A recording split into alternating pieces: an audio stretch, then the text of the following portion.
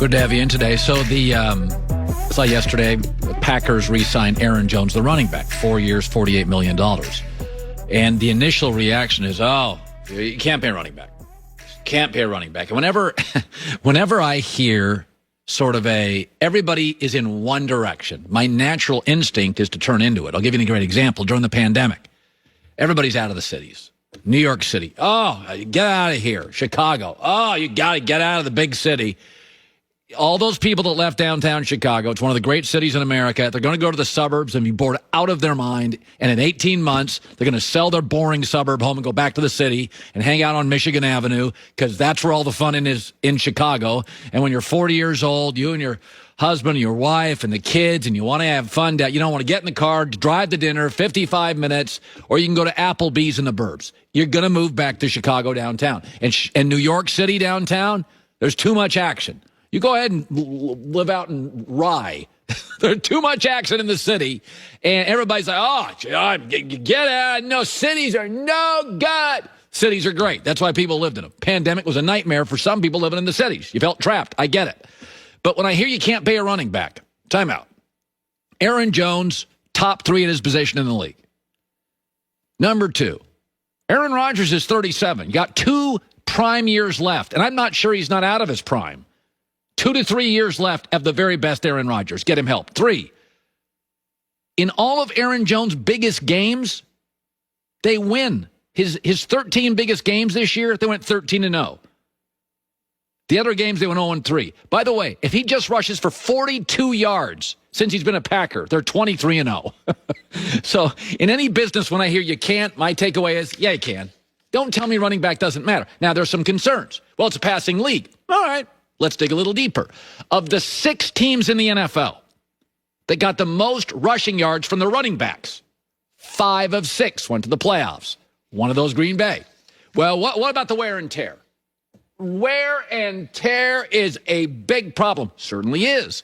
When Zeke signed with Dallas, he had in just 3 years 870 NFL carries. Aaron Jones in 4 years has more than 200 carries fewer than that because they don't rely on him because they have Aaron Rodgers. So wear and tear doesn't worry me. Got banged up at the end of the year. It's a running back. They occasionally do. Even Adrian Peterson's been hurt. Zeke's gotten banged up. Great guy, great locker room. Gives Aaron Rodgers a star running back. The wear and tear, look at the numbers. Running games still matter. By the way, down the stretch, Tampa started running the football more. Gave Brady a break. Then he had play action. The offense clicks. Less turbulence. I don't buy you can't. Now, I don't think you should pay most running backs $48 million. But even if you look at the number, he got paid. He didn't get overpaid. 4 years, $48 million for a top 3 player at their position. If you paid Quentin Nelson, a guard, that, would anybody lose any sleep? He's not touching the ball 25 times a game. No problem. Smart move. Way to go, Packers. Joy Taylor with the news. No. Turn on the news.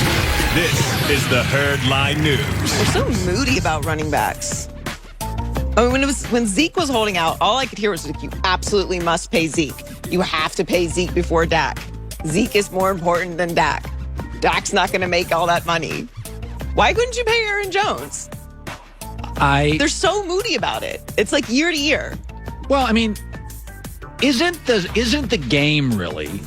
Because to win a Super Bowl, you always need, it feels like about 7 great players. So Aaron Rodgers, Devontae Adams, Aaron Jones. They're centers, all pro. Zadarius Smith's pretty good. I mean, they got 4. Green Bay can't give them up because Shaq Barrett, according to a report 5 minutes ago, he's now signing back with Tampa. So Tampa's got 9 to 10 great players. So, I mean, it's like you can't let one of your great players go. And at that position, to your point where you touch the ball so much, I mean, look at the Pittsburgh Steelers. They have as many wide receivers as you could ever ask for. They don't have a running game. And that's why they got smoked by Cleveland. Cleveland did have a running game. But is Aaron Rodgers off the hook now? No. No? No, they're still not as good as Tampa.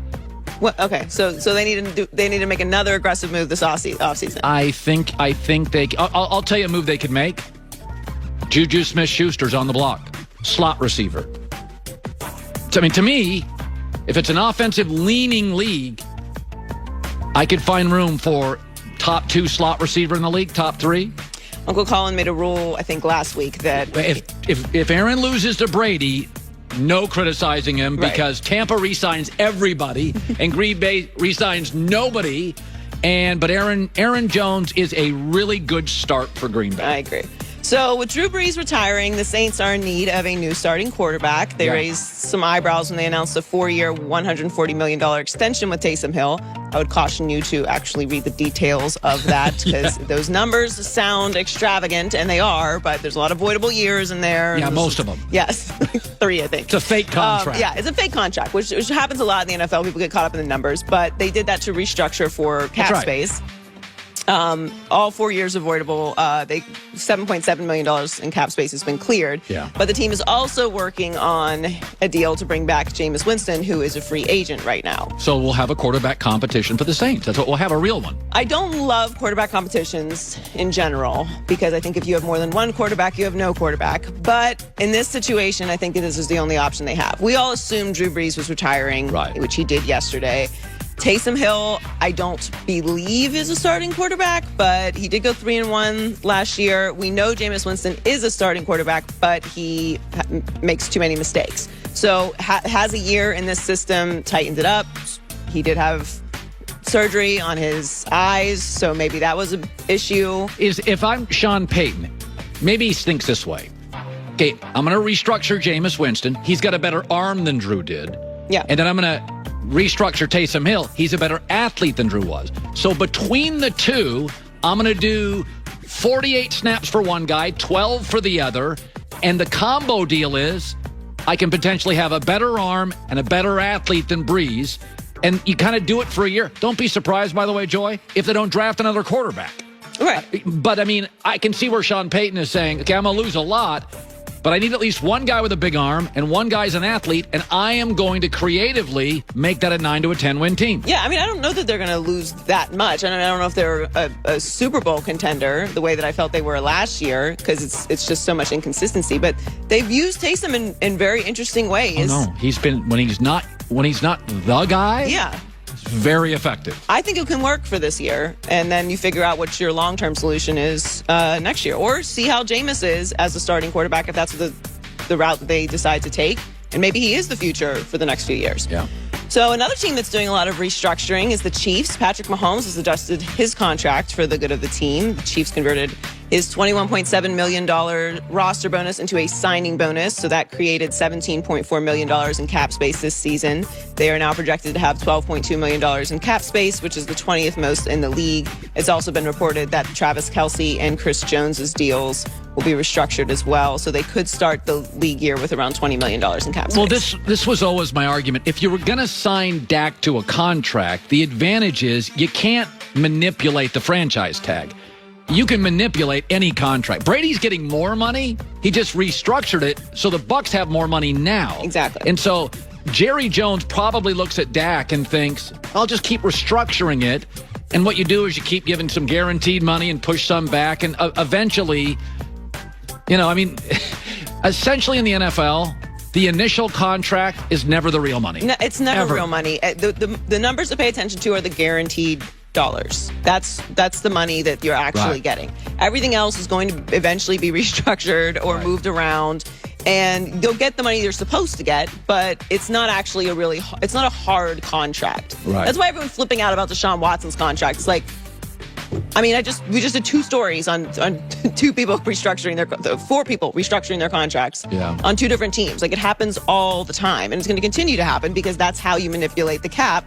And players that know they have some security are able to do that. But these are not like, they're not blood oaths. Like, they can be moved around. Right. So the Lakers will be without Anthony Davis for at least another 2 weeks. Yeah. The team announced Friday he's making progress in his recovery, but he's been cleared to ramp up his activity during rehab. Frank Vogel said they're going to be very cautious bringing him back, so he remains healthy for the playoffs, which is obviously the main concern, and he'll be reevaluated again in late March. He also said he is working on a new rotation to help reduce LeBron James's minutes as well. They are 8-7 without AD this season. Which is, if he is a top 3 player in the league, is fairly impressive. 8-7 in the 15 games in the West without Anthony Davis. This goes back to the thing we talk about. I think he's great. Value? There's value there. But when people get into the most valuable player, what are the Lakers in 15 games without LeBron? Probably 3-12. They're 8-7 without Anthony Davis. Don't confuse